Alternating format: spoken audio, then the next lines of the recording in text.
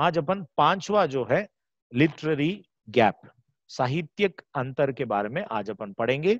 तो पूर्ण ध्यान दीजिएगा, निश्चित रीति से परमेश्वर हमारे लिए ये बहुत ही आशीष का एक समय बनाएगा।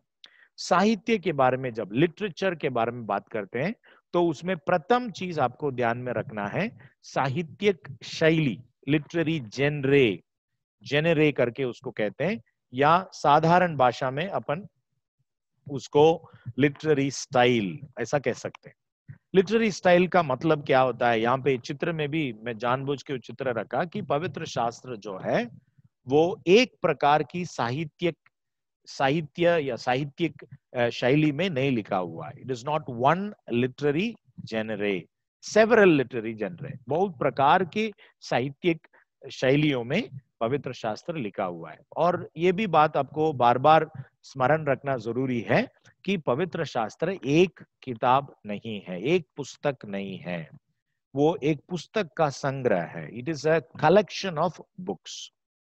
तो जब भी आप कोई साहित्य को पढ़ते हैं, लिटरेचर को पढ़ते हैं, तो उसमें साहित्यिक उपकरण मतलब लिटरेरी डिवाइसेस इस्तेमाल किया जाता है। मतलब देख लीजिएगा, मैं सिर्फ प्रिंट मीडिया नहीं बोल रहा हूं, परंतु और अन्य इसमें भी आपको देखने को मिलता है। इवन एक ड्रामा में, एक सिनेमा में, संगीत में, बहुत सा जगहों में ये इस्तेमाल होता है।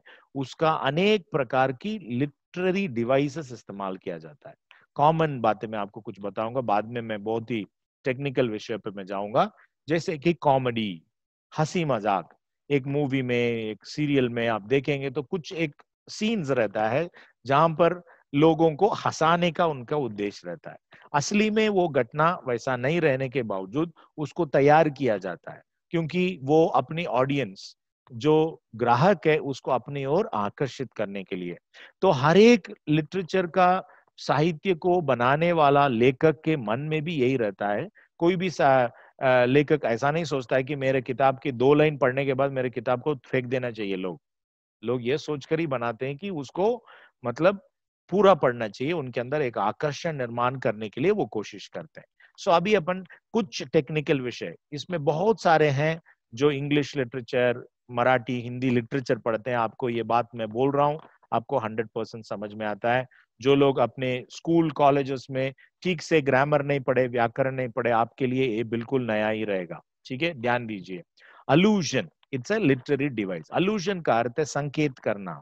मतलब कभी हुआ प्राचीन घटना है या पुराने कोई किताब में लिखा हुआ है, किसी व्यक्ति का कोई प्रवचन में उन्होंने उस कोट को किया है, उसको रेफरेंस के रूप में इस्तेमाल करना अलूजन करके कहता है, संकेत करना। और अनुप्रास, अलिटरेशन, अलिटरेशन आप जरूर समझते होंगे कि एक राइम में रहने के लिए, जैसे ट्विंकल ट्विंकल लिटिल स्टार, जो एक प्रकार की राइमिंग में रहता है, तो ताकि याद के लिए बहुत ही अच्छा हो जाए, याद के लिए मदद हो जाए। फिर रूपक, एलिगोरी, और कोलेकियलिज्म, बोल चाल की भाषा, जो भी अपन लिटरेचर भाषा में नहीं, साहित्यिक भाषा में नहीं, एकदम हाई लैंग्वेज में नहीं, परंतु साधारण भाषा में। सो इस प्रकार की अनेक साहित्यिक उपकरण आपको लिटरेचर में मिलता है, और बाइबल में भी हंड्रेड्स ऑफ डिवाइसेस इस्तेमाल हुआ है।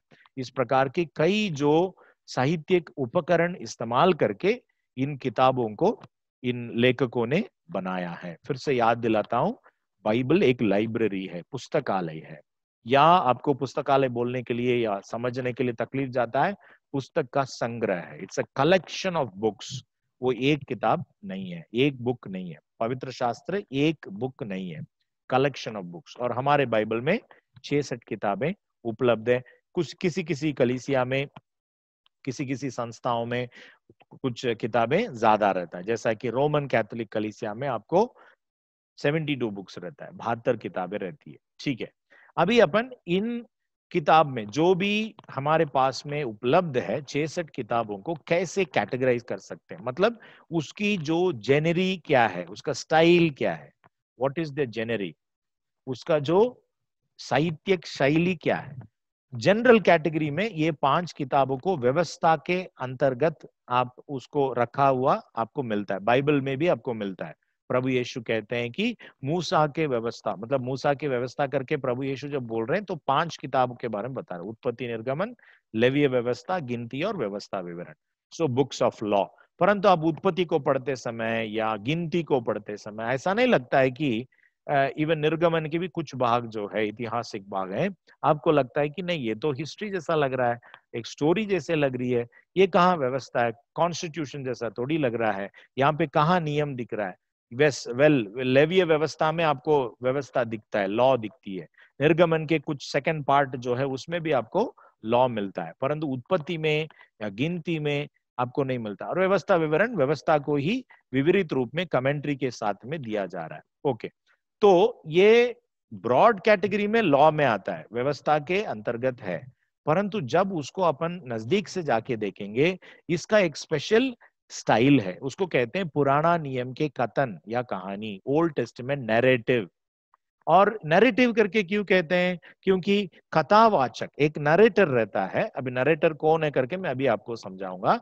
एक नरेटर ऑलरेडी हुआ घटना को, जो घटना घट चुका है, उस घटना को वो बोलते समय अपने शब्दों से, अपने वर्णन के साथ, अपने समझ के अनुसार, अपने जो ग्राहकों के लिए, प्राप्त करने वालों के लिए वो लिख रहा है। He is narrating the story। वो इतिहास नहीं बोल रहे हैं, ऐतिहासिक घटनाओं को वो कथन के रूप में, कहानी के रूप में बता रहे हैं। This is called old testament narrative. अभी एक उदाहरण देता हूं, उत्पत्ति ले लेंगे अपन। उत्पत्ति जो genesis, book of genesis is an old testament narrative. उस एक किताब के अंदर में भी बहुत सारे जेनरे आपको मिलता है, बहुत सारे साहित्यिक मतलब शैलियां आपको मिलता है। उसके अंदर भी कविता मिलती है, उसके अंदर स्टैटिस्टिक्स मिलता है, बहुत सारी चीजें मिलता है, वंशावली रहता है, ये सब डिफरेंट काइंड ऑफ स्टाइल्स है। परंतु एक उदाहरण अपन ले लेंगे अब्राहम के बारे में। ऐतिहासिक रूप में देखा जाए तो कल भी ये बात मैंने आपको बताया था, अब्राहम का जन्म 2165 ईसा पूर्व में हुआ, मतलब 2165 BC, बिफोर क्राइस्ट, या सेक्युलर भाषा में कहना है बिफोर कॉमन एरा, BCE। परमेश्वर अब्राहम के साथ वाचा को आरंभ करता है, कब किया है, 2090 ईसा पूर्वी, मतलब 2090 BC या 2090 BCE। यह घटना को, जो अब्राहम के जन्म या और उसका जो परमेश्वर के साथ का उसका चलना, प्रभु उसके साथ वाचा बांधते हैं, उसकी सारी जो इन ऐतिहासिक घटनाओं को मूसा बाद में लिख रहे हैं। कब लिख रहे हैं, 1445 से 1405 के बीच के समय में वो लिख रहे हैं। तो कितना समय का डिफरेंस देख लीजिएगा। तो अब्राहम अपना स्वयं का आत्मचरित्र को नहीं लिखा है, या अब्राहम के समय के कोई व्यक्ति ने नहीं लिखा है। उसके काफी साल बाद, मतलब 600 से 700 साल के बाद में मूसा उन घटनाओं को, उन ऐतिहासिक घटनाओं को ऐतिहासिक कहानी के रूप में, कथा के रूप में लिख रहे हैं। तो इसको कहते हैं कि नरेटिव, ओल्ड टेस्टामेंट नरेटिव। तो ये एक प्रकार की शैली है। दूसरा, जैसे आप 5 किताब में व्यवस्था की किताब करके जनरल कैटेगरी है, परंतु उसमें आप गिनती की किताब में आएंगे, बुक ऑफ नंबर्स, उसमें पूरा आपको स्टैटिस्टिक्स मिलता है, सांख्यिकी मिलती है, मतलब कौन सा गोत्र में कितने लोग हैं, उनके कितने लीडर्स है। कई बार लोग गिनती पढ़ते पढ़ते क्या सोचते हैं कि इसमें छोटे छोटे जो स्टोरीज बीच बीच में आता है उसको पढ़ लेने का, बाकी वो नंबर पूरा पलटा देने का जल्दी जल्दी, है ना। बहुत लंबे लंबे उनका लिस्ट है, सबका नाम कौन याद करेगा, और उनका नाम भी अपने लिए मुंह में आता ही नहीं, क्योंकि वो अलग ही इब्रानी और उधर का सेमिटिक भाषाओं का नाम है। परंतु ये खास वजह के लिए परमेश्वर ने उसको रखा है, क्योंकि जब तक उनको जनसंख्या कितना है और किसके परिवार में कितने, कौन से गोत्र में कितने लोग हैं करके ये जब जानकारी नहीं रहेगी, तो यहोशू के लिए दिक्कत जाएगा, जो लैंड डिस्ट्रीब्यूट करने वाला है। जमीन वितरण करने का जो जिम्मेदारी मूसा का नहीं था, वो बाद में यहोशू का था। इसलिए मूसा के समय ही वो सारा तैयार करके गया, वो पूरा गिनती करके, वो इतने संख्या में है करके उसका पूरा वर्णन है आपको गिनती में मिलता है। सो एक खास वजह है उसके लिए परमेश्वर ने इस प्रकार की शैली को यहाँ पे रखा है। फिर अपन एक अनदर टाइप, दूसरी प्रकार की एक शैली को देखते हैं, वो इजराइल का इतिहास। Not history of the whole world, पूरा दुनिया की इतिहास नहीं है, सिर्फ इजराइल की इतिहास है। इसमें भी आपको सब कैटेगरीज रहता है। अभी यहोशू के समय, न्यायियों के समय, रूत के समय, रूत भी न्यायियों का समय, मतलब यहोशू जब कनान देश में पहुंच जाते हैं, वहां से लेकर शमूएल के समय तक वो न्यायियों का समय, न्यायाधीश लोग रहते थे, जजेस रहते थे, और वे लोग परमेश्वर के प्रतिनिधि के रूप में वो सेवा को करते थे। और याजक लोग तो थे और बाकी छोटे मोटे लीडर्स थे, गांव गांव के, गोत्र के वगैरह, परंतु राजा करके कोई ऐसा स्थिति वहां नहीं था। राजा, राज्य, ये सब नहीं था, क्योंकि परमेश्वर उनका राजा था और उनके प्रतिनिधि के आधार पर परमेश्वर उनको प्रतिदिन और उनके सारे समस्याओं को प्रभु सॉल्व करते थे और उन्हें प्रभु अगुवाई करते थे। तो ये period of history is different, मतलब ये जो पीरियड का यहोशू से लेकर शमूएल तक का जो इतिहास है वो थोड़ा अलग है, परंतु शमूएल में ही आपको राजाओं का जो समय शुरुआत हो जाता है। शमूएल आखिरी न्यायी है, तो यहोशू, न्यायियों और रूत ये अलग प्रकार की इतिहास है। मतलब कनान में पहुंचने के बाद प्रारंभिक इजरायलियों की उस इतिहास है। फिर इजराइल राज्य का इतिहास है, मतलब नाउ ये जो शमूएल, पहला शमूएल के बाद जैसे शाऊल राजा के रूप में नियुक्त किया जाता है, उसके बाद देखेंगे तो पॉलिटिकल किंगडम हो गया, मतलब वहां एक राजा रहता है और उसके मंत्री रहते हैं, सेना रहता है, सब कुछ रहता है। मतलब अभी कोई न्यायाधीश नहीं है, कोई जज नहीं है, जैसे सैमुएल वाज द लास्ट जज, उसके बाद कोई न्याय नहीं रहा। थियोक्रेटिक स्टेट का, उस परमेश्वर जो राज्य करता है, वो स्थिति बदल गया, क्योंकि इजरायली लोगों ने ये मांग लिया था कि हमको और अन्य देशों के समान राजा चाहिए, हमको भी राजा चाहिए, तो राजा हमको युद्ध में हमारी अगुवाई करेगा, इस प्रकार की अपेक्षा के साथ परमेश्वर को उन्होंने इनकार कर दिया। इसलिए परमेश्वर उनको राजा का उनका जो मांग थी उसको परमेश्वर ने दे दिया। तो आपको ये 4 किताब है हमारे बाइबल में, 4 किताब, पहला दूसरा शमूएल, पहला दूसरा राजा, इसमें आपको इजराइल राज्य का इतिहास, मतलब ये राज्य शास्त्र है, इट्स पॉलिटिकल साइंस जैसा। इसमें कौन राजा क्या क्या किया, जब एकत्रित रहे, फिर बाद में उनके अंदर में ही फूट आ गया, उत्तर और दक्षिण देश करके वे लोग अलग अलग हो गए। सो पॉलिटिकल एक किंगडम के नजर से इसको हमें देखना है, तो तभी आपको उसमें जो दिया हुआ समस्या हमको समझता है। मतलब राजा लोग एक दूसरे के साथ पार्टनरशिप करते हैं, मतलब कभी कभी ये भी हुआ है कि अन्य जाति राजा के साथ में इजराइल या यहूदा जाकर मिल जाता है अपने भाइयों को मारने के लिए, और एक बार तो ऐसे गुस्से में आके एक पूरा गोत्र को ही नष्ट कर डालते हैं कि क्योंकि उनके गोत्र में एक नुकसान हो जाता है। सो ये सब पॉलिटिकल नजरों से हमें देखना है कि यहाँ पे किस प्रकार की राजनीति चल रहा है। ओके, उसमें भी परमेश्वर का कार्य होते आया, वो अलग बात है, परंतु इन किताबों को पढ़ते समय आपको ये स्मरण रखना है, जैसे यहोशू पढ़ते समय या मूसा की व्यवस्था को पढ़ते समय, वो भी ओल्ड टेस्टमेंट नैरेटिव है, ये भी ओल्ड टेस्टमेंट नैरेटिव है, परंतु ये ऐतिहासिक नजर से पढ़ना है और ये राज्य शास्त्र करके समझना, पॉलिटिकल साइंस। यहाँ पे विभिन्न प्रकार के राजाओं के समय का उनकी राजनीति आपको दिखता है। फिर एक और कैटेगरी है जिसको पोएट्री कहते हैं, कविताएं। कविता में आपको मेनली 5 किताबें जो है, भजन संहिता, श्रेष्ठ गीत, नीति वचन, सभोपदेशक और विलाप गीत। परंतु सभी जो कविता की किताब एक समान नहीं है, मैं सिर्फ 2 ही एग्जाम्पल दूंगा आपको। एक है विलाप गीत।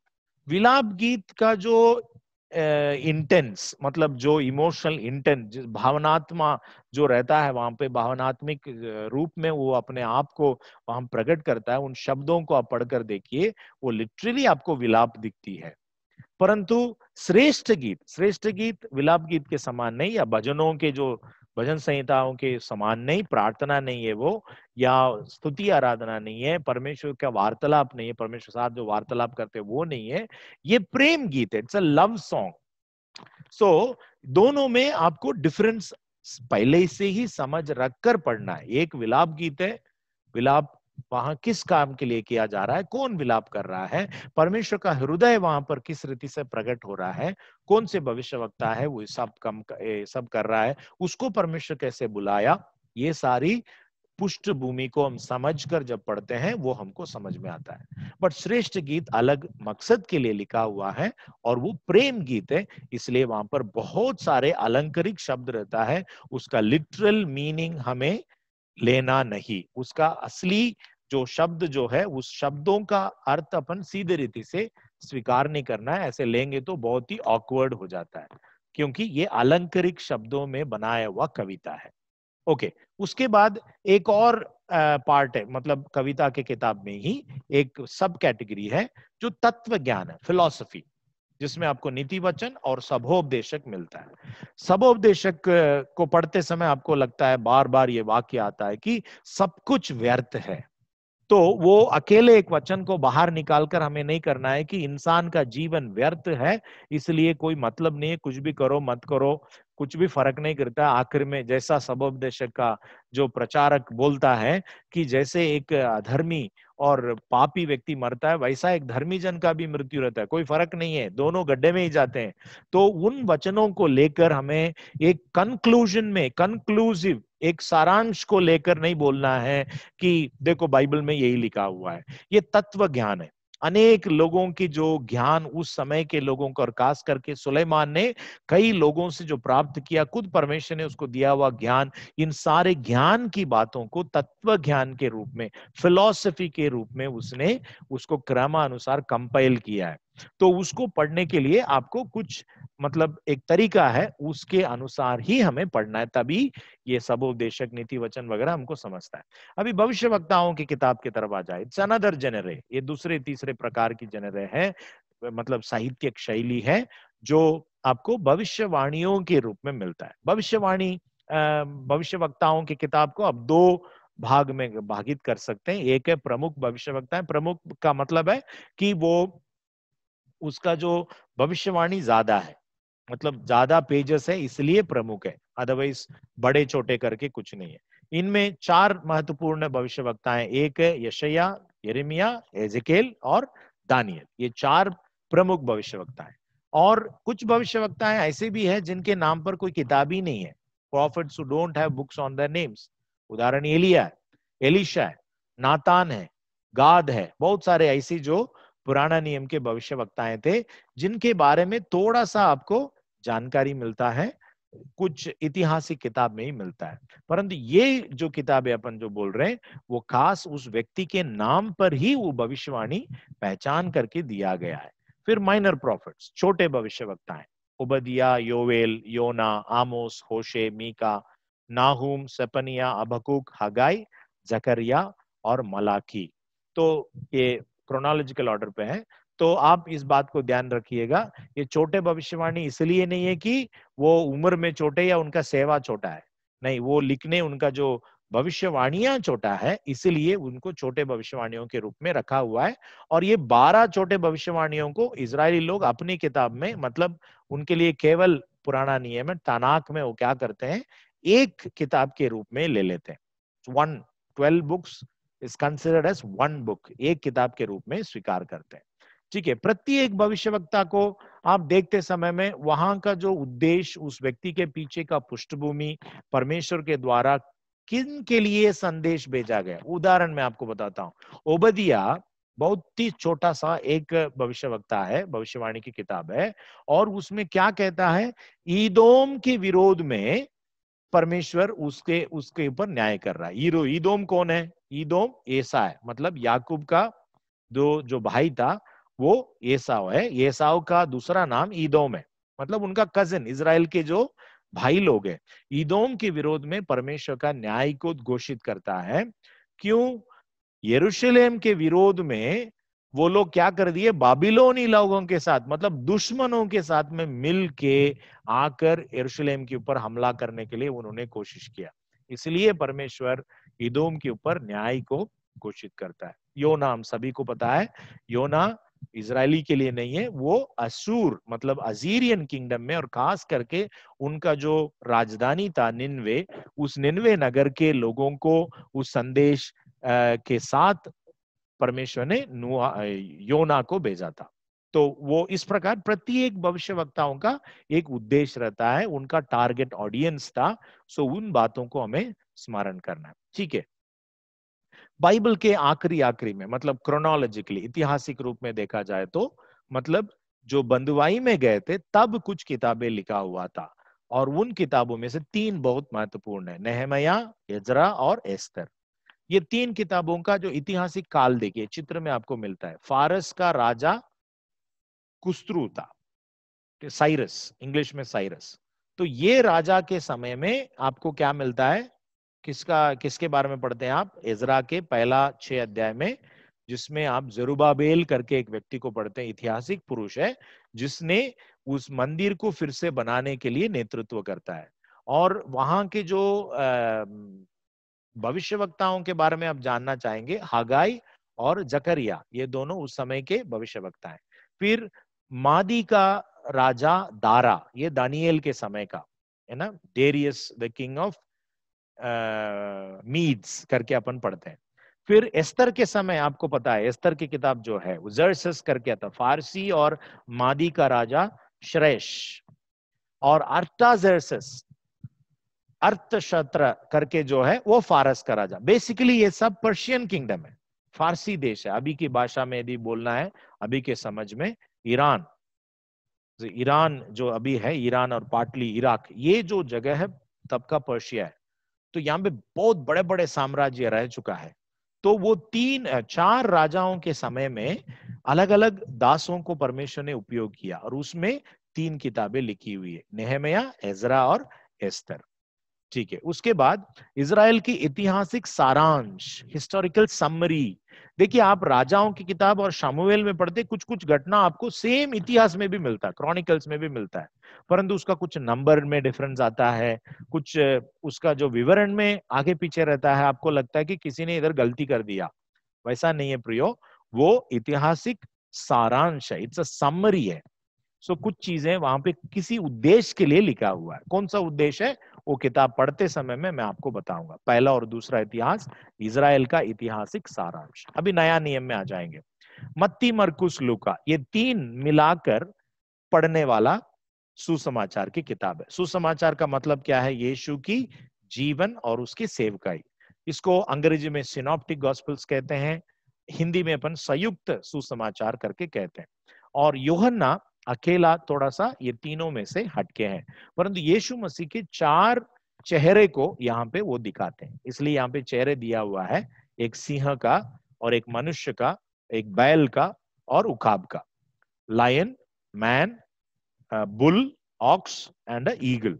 ये इसका स्वभाव जो है उस सुसमाचार की किताब में आपको मिलता है। ये चेहरा कहाँ रहता है, आपके लिए होमवर्क है, आप खुद ही ढूंढ लीजिएगा और व्हाट्सएप कीजिए, ये चेहरे के बारे में हमको भविष्यवाणियों में कहाँ पे दिया हुआ है। ठीक है, फिर उसके बाद नया नियम का सेकेंड स्टाइल है जेनेरिक, एक मतलब जो शैली है, साहित्य शैली, प्रारंभिक कलीसिया की इतिहास, history of the early church. जैसे अपन पुराना नियम में हिस्ट्री ऑफ इजराइल, इजराइल की इतिहास, और उसमें भी 2-3 प्रकार की है। जैसे वो लोग कनान में आने के पहले की, फिर उसके बाद कनान में पहुंच गए, न्यायियों के समय का, फिर राजाओं के समय का, और फिर बंधुआई का समय का। उसी प्रकार कलीसिया में भी, कलीसिया के सिर्फ प्रारंभिक कलीसिया, ओनली द अर्ली चर्च, वो प्रेरितों के काम में आपको मिलता है। फिर पत्री वो बहुत बड़ा सेक्शन है। इसमें 2 चीजों को अपन ध्यान रखना है, हर पत्री के लिए एक लेखक होता है और एक प्रापक होता है, मतलब रेसिपिएंट रहते हैं।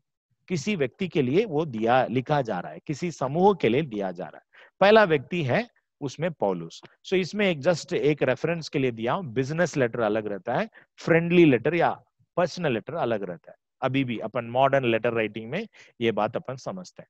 तो पौलुस की भी ऐसी प्रकार की पत्रियां हैं। एक है पौलुस की सामूहिक पत्रियां, कांग्रीगेशनल लेटर्स ऑफ पॉल। कौन सा है, रोमियो, पहला दूसरा कुरिन्थियों, गलातियों, इफिसियों, फिलिपियों, कुलुसियों और थिस्सलुनीकियों की 2 पत्री।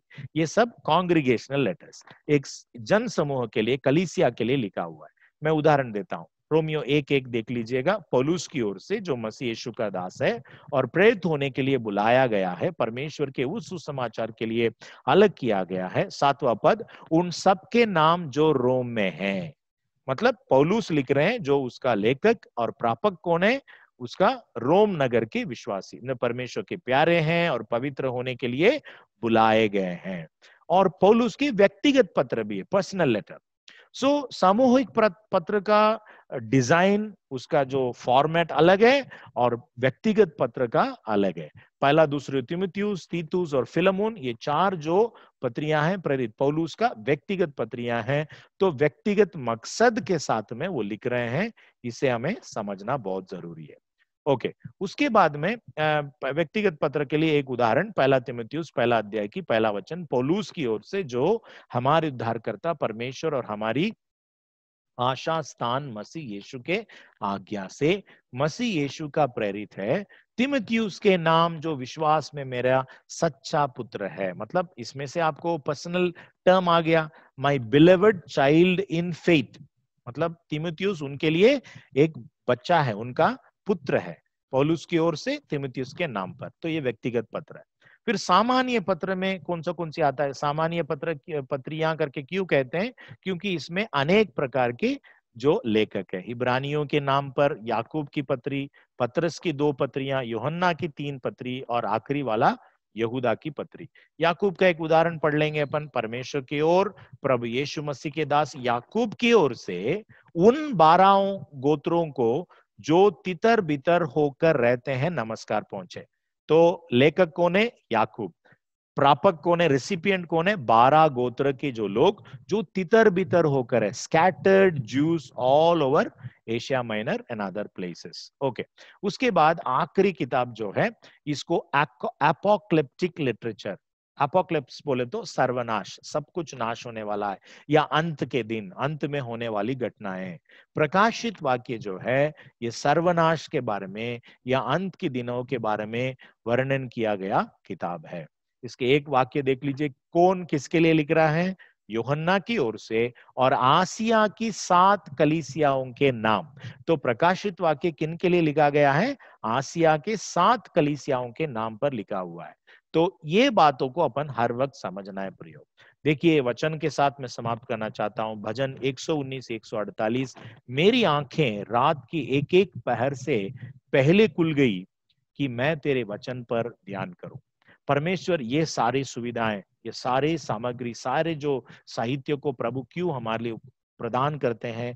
क्योंकि हम लोग ऐसे प्रकार की एक डिसिप्लिन में आ जाए कि परमेश्वर के वचन को हम बड़े प्यार से पढ़े, ध्यान से पढ़े, ताकि परमेश्वर की सच्चाई को हमारे जीवन के लिए उपयोगी रूप में हम ग्रहण कर सके।